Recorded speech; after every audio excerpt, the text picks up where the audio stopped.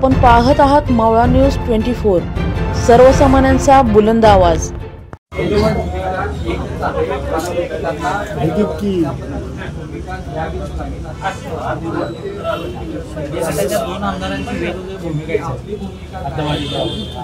माझ्या करवीर विधानसभा मतदारसंघातील हद्दवाडीमध्ये काही गावांचा प्रस्ताव महानगरपालिकेच्या वतीने शासनाला पाठवणार आहे असं मला इलेक्ट्रॉनिक्स मीडिया आणि प्रिंट मीडियाच्या माध्यमातून समजतं। अशी कोणतीही बैठक मंत्रालयामध्ये झालेली नाही असं मला वाटतंय, कारण कुठल्याही बैठकीला हद्दवाडीचा जर विषय असेल तर संबंधित मतदारसंघातील जे गाव हद्दवाडीसाठी येणार आहेत तिथल्या लोकप्रतिनिधींना बैठकीला बोलवलं जातं। अशा पद्धतीची कुठलीही सूचना पत्र मला बैठकीला आलेलं नाही।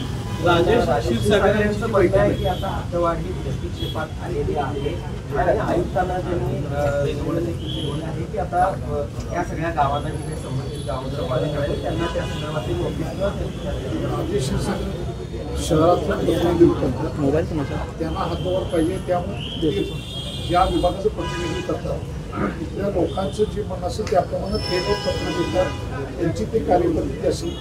परंतु जी गावं तुम्ही घेणार आहे त्या गावांचा हद्दवाढीसाठी विरोध आहे।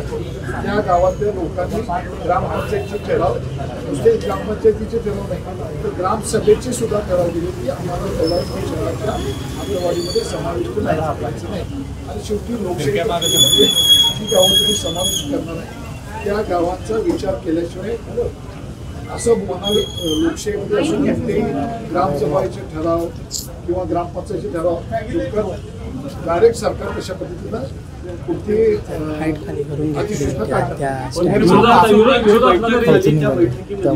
महायुतीच्या महत्वाचे नेते किंवा या परिसरातल्या नेत्यांना बोलवलं होतं आमदारांनी, त्यामध्ये मला कोणतेही सांगितलं बैठक झाली नव्हती। माझ्या माहितीप्रमाणे कॅबिनेट मिटिंग झाल्यानंतर या ठिकाणचे पालकमंत्री आणि त्यांना भेटले होते, अशा अधिकृत बैठक होती त्या ठिकाणी झाली। पण विरोध असताना हद्दवाढी सगळ्या नेत्यांचे यावर सहमत आहे नाही, कोण सहमत आहे कोण नाही सहमत आहे याच्यापेक्षा ज्या गावांना तुम्हाला हद्दवाढीमध्ये समावेश करायचा आहे त्यांची संमती आहे का नाही बघितलं पाहिजे ना। एखाद्या ठिकाणी लग्न करत असताना मुलग्याला आणि मुलीला तुम्ही पसंत पाहिजे त्यांचे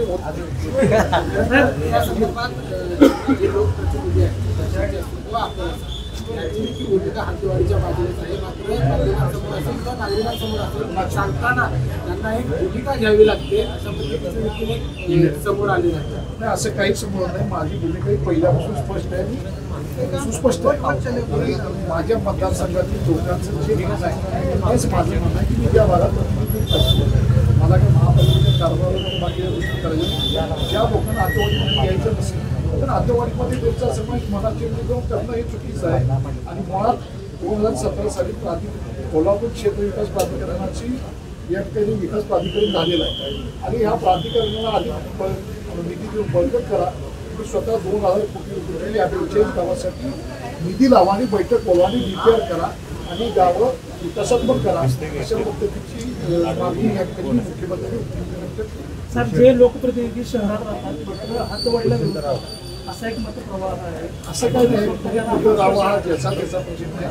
अनेक लोक शहरात राहतात, अनेक लोकांची असं म्हणणं चुकीचं होईल, अनेक लोकांच्या शहरात राहण्याची शेती ग्रामीण भागात आहे, फार्म हाऊस तिकडे आहेतच, असं काय म्हणणं चुकीचं आहे। असं वादग्रस्त गोष्टी सगळ्यांना एकत्र घेऊन समाजाचा निर्णय घेतला पाहिजे। प्राधिकरण केलं, जी सूचना प्राधिकरण ज्यावेळी केलं, आज प्राधिकरण अस्तित्व असताना हातवाड कशी करता येईल? मुळात प्राधिकरण निर्माण झालेलं आहे ना, त्याचं प्रश्न यातली गावाकडून तुम्ही त्यात कसं देता?